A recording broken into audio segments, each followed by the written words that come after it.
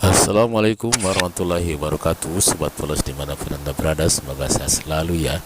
Terima kasih sudah mampir di channel kami. Sobat Polos, yang namanya binatang ataupun manusia, baik binatang itu hidup di darat ataupun di lautan, pada dasarnya mempunyai lidah. Tetapi tahukah Sobat Polos kenapa ikan tidak mempunyai lidah? Sobat Polos, inilah kisahnya.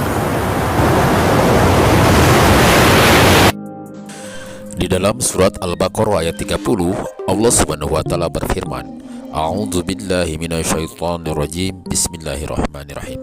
Wa id qala rabbuka lil malaikati inni ja'ilun fil ardi khalifah. Ingatlah ketika Allah Subhanahu wa taala berfirman kepada malaikat bahwa Allah Subhanahu wa taala hendak menjadikan khalifah di bumi. Para malaikat berkata, "Ya Rob, apakah engkau akan menjadikan orang yang merusak dan menumpahkan darah di sana? Sedangkan kami bertasbih memujimu dan mensucikan namamu." Maka Allah Subhanahu wa taala berfirman, "Inni a'lamu ma la ta'lamun." Sesungguhnya aku mengetahui apa yang kamu tidak ketahui. Dan ketika Allah Subhanahu wa taala memerintahkan kepada seluruh malaikat termasuk iblis untuk bersujud kepada Nabi Adam alaihissalam, seluruh malaikat bersujud kepada Nabi Adam kecuali iblis saja. Iblis tidak mau bersujud kepada Nabi Adam alaihissalam karena ana khairu minhu, aku lebih baik dari dia. Kata iblis, aku lebih istimewa dari dia. Dia engkau jadikan dari tanah, sedangkan aku engkau jadikan dari api. Anna khairu minhu, aku lebih baik dari dia.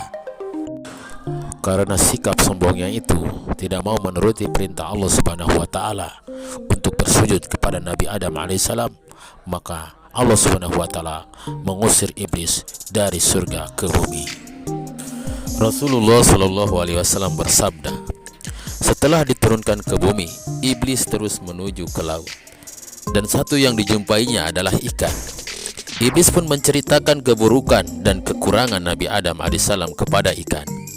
Iblis berkata, sesungguhnya Adam itu sangat suka memburu dan membunuh binatang-binatang yang ada di lautan ataupun yang ada di daratan. Setelah ikan mendengar kata-kata iblis, dia pun segera menceritakannya kepada binatang-binatang laut yang lain tentang Nabi Adam alaihissalam. Hal tersebut menjadikan Allah Subhanahu wa taala tidak menyukainya perbuatan ikan itu. Kemudian dihilangkanlah lidah ikan agar tidak lagi dapat menyampaikan berita yang bukan sebenarnya, berita yang belum jelas. Sobat Polos, dari kisah tersebut maka dapat kita ambil hikmah agar lebih berhati-hati dalam menyampaikan berita yang tidak jelas kebenarannya. Karena lidah pun akan dimintai pertanggungjawaban atas perkataan yang telah diucapkan selama kita di dunia. Allah Subhanahu wa taala berfirman, tiada satu ucapan pun yang diucapkan melainkan ada di dekatnya malaikat pengawas yang senantiasa mencatatnya. Shadaqallahul adzim. Sobat Polos, ada peribahasa, mulutmu harimaumu.